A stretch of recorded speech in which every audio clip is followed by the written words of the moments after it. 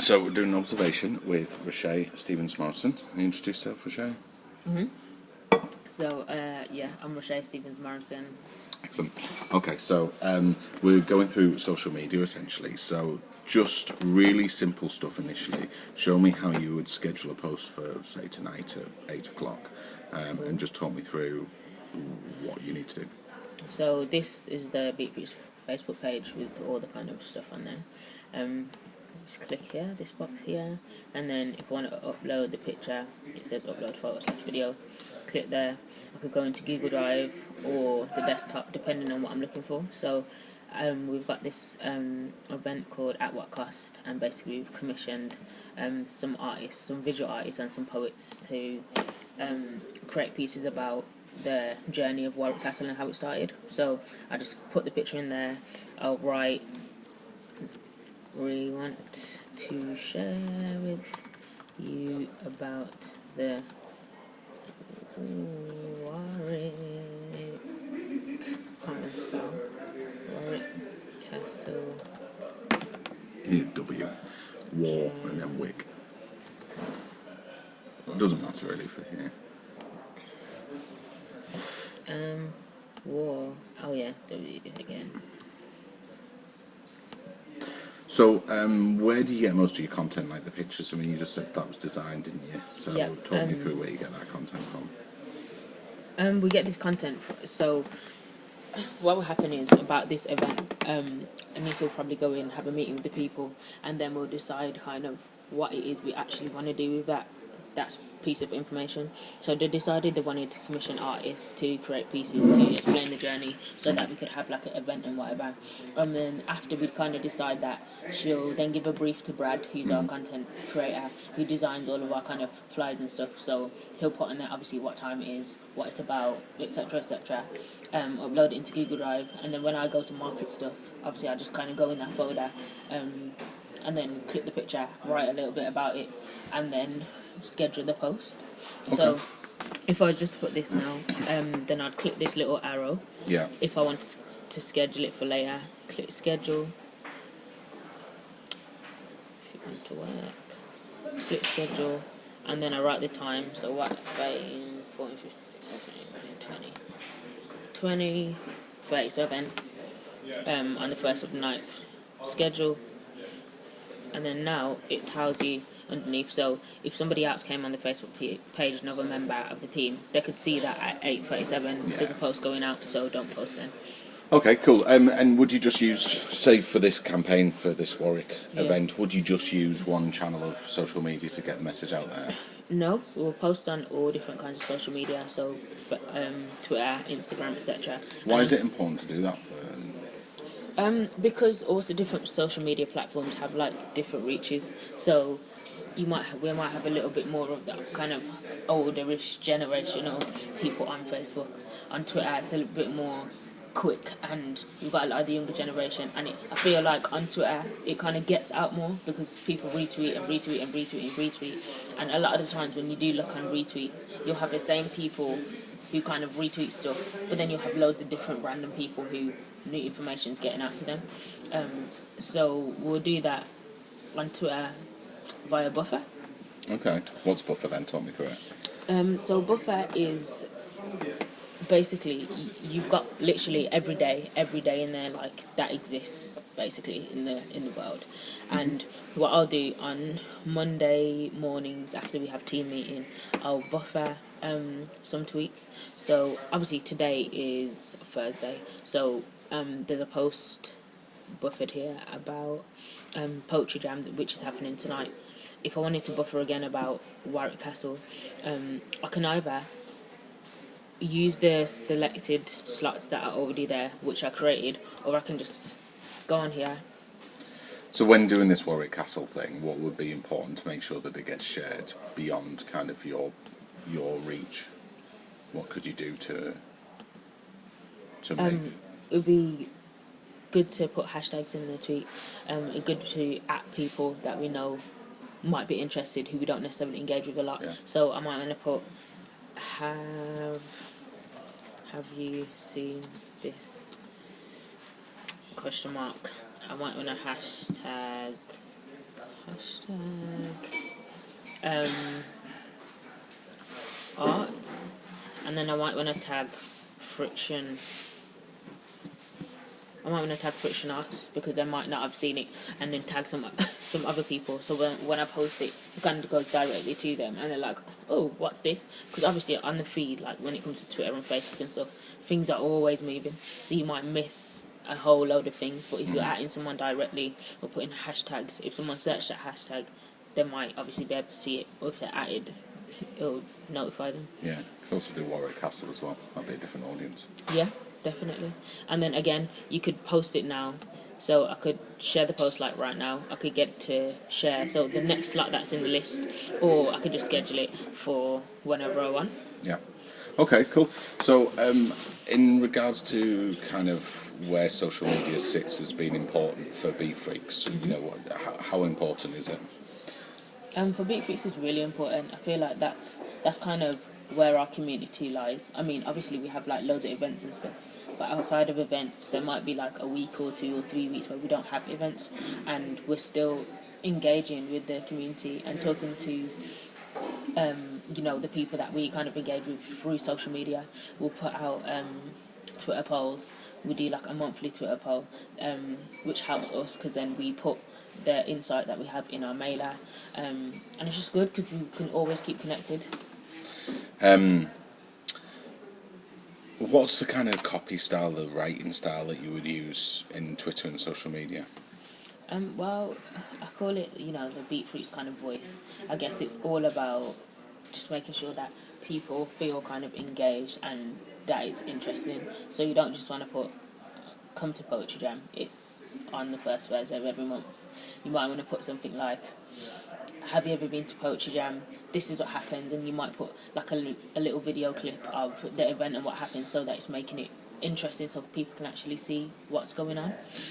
Do you think it's important to maintain, sort of make sure that there's content always on the things like pictures and stuff like that? Do you ever put stuff out that's not got pictures or video? Or I guess sometimes we do kind of put stuff out that doesn't have pictures and videos, but it doesn't necessarily have as much impact as it would if we kind of put a picture on it. For example, this is a prime example. So this here is about Poetry Jam. It's talking about us recruiting volunteers and hosts to help us like basically capture the moments at Poetry Jam. You can see it's got 1 like and 3 retweets. Now if I scroll down a little bit further, this post is about Poetry Jam. It's got some pictures, 5 likes, 8 retweets, and it's talking about the same thing basically. This is talking about Poetry Jam. The previous post is also talking about Poetry Jam. So I feel like having pictures and having videos, like, I guess just more pleasing to the eye, and obviously less kind of words. If you see the picture, the Poetry Jam flyer is really simple. It just says Poetry Jam. It tells you that it's every first Thursday of the month, where it is. It's an open mic, starts at 7, address. It's quite slick. Yeah, the copy's pretty tight as well, isn't it? Like, you know, and it's got the emoticon and that kind of thing. So that's sort of hitting your audience, isn't it? Yeah. Okay, let's have a look at the Facebook Insights. How often do you sort of look at how? Okay, no. Change the question. Why is it important to monitor how you're? I mean, you've just done a little monitor there, haven't you? You've just seen one that's done well and one that's done not so well. Yeah. It's not that it's not done well, but how often do you go on this, and why is it useful to go on here? Well, it's useful to go on here, like, because obviously you can see how you can make judgments on how your posts are doing, basically. So if I was kind of posting about different things like I do, I can see I might want to like change my voice a bit so that obviously it doesn't sound the same, it doesn't sound like planned or whatever. And then through checking this, I could see kind of what works best for the people that we're marketing to, and how I should, just how I should put stuff out better. So having a look there, is there any trends or patterns that you can see? Well, in looking at this previously, like, I've seen that a lot of the time when we're kind of just saying that this is kind of a thing, like, oh, this is happening or whatever, it wouldn't necessarily get as much responses as if it's an actual opportunity. So this one here is about the It's a recruitment thing, isn't it? recruitment, yeah, the digital marketing, and there's a few others where you can see that obviously the reach is a lot because obviously it's What's the other one? What's people. the one next then? There's people. This one. Oh yeah, so we do Monday mantra every Monday. So Monday we'll have like a quote going off the theme of what it is for us that month, and people like them a lot. So on Twitter and Facebook it'll get quite a lot of reach. So even though that wasn't necessarily this opportunity, it's like our trademark kind of thing. So this got a lot of reach, and then obviously the opportunity is one. We had an event called Dinner with Strangers about a week or two ago, and it got picked up by the press a little bit. That's got quite a lot of reach. We've got. I mean, it looks like there's quite a distinct pattern there. What improvements do you think that if you sort of stopped and took a moment to look at these, what improvements do you think you could make to the social media that Beat Freaks do put out? I think improvements would probably just be more timings than anything, because I think content that we put out is quite strong. Like we kind of like know what we're saying or whatever. I think what would just make it a little bit more better and improve it is at the times where we put it out. Because I remember when we had our like, I think it's like every 6 weeks we have a team, like a massive team day. And the last one, I literally went through all of this, and I was looking at the peak times when most of the people that we have on our social media are online versus the times that I was scheduling posts, and it just didn't make sense. So I think now, obviously, if I kind of changed it a bit more, I post a little bit later, do you know what I mean, or I post a little bit earlier and leave the day in the middle kind of floating, especially when it comes to Facebook, and reach kind of gets up. So yeah. Cool. Right, you got your CMS, your content management system. No, I've not seen this one before. What's it called again? Yeah, so this is called Squarespace. Okay, right. Talk me through. You talked about uploading blogs, didn't you? Yeah. How do you think the style of writing changes from the social media to the blogs that you'd be writing? Well, first, okay, so that's the page that we're trying You to found use. one that you've written. I can do, yeah. This is the website. I'll go back to the Squarespace in a second. So this is our blogs page. So at the top we've got latest blogs, so that's just whatever, and then it goes down and it breaks into like the sections. So we've got news, top tips, reflections, or reviews, or arts. That's kind of what we kind of fit our blogs into. And then again, our blogs are going off what our theme of the month is. For example, the theme of this month is, what is it? The theme of this month is education. So people write blogs about education this month, not necessarily academic education, any kind of way they want to. So it's the one that you've written. Yes, I've written quite a few.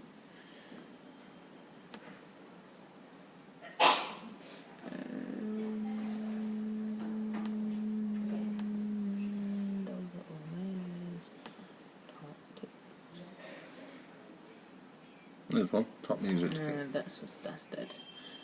That's Totally what? dead. Absolutely. That was like the first blog that I ever written. It doesn't matter. I just need to go through what the style is. There's one. So this was the latest blog that I wrote. So what's the style of this? What's the tone? How? Yeah. The tone of this, so obviously I kind of market stuff. Brad is like content creator, so all this stuff will go through me and Brad. Me and Brad will kind of check it and see what we kind of want. And what we kind of ask for when it comes to vlogs is just like it being real and genuine, and not necessarily being direct about the topic. So we don't want a blog that's kind of like education is great, and in education we don't really want to hear the word of the theme, if that makes sense. We want to kind of be genuine and it to be individual. Like we don't want to hear what everyone else is saying, because obviously it's your blog. We want everyone to kind of have their So on that Squarespace, if you're able to go on there, yep. How do you do things like tags and keywords and things like that on the blogs? Okay, so if we scroll down, You can just pick any blog for now. We won't change anything on the site. here's blogs, and then so you can schedule stuff as well in here. Oh, right, So you might want to schedule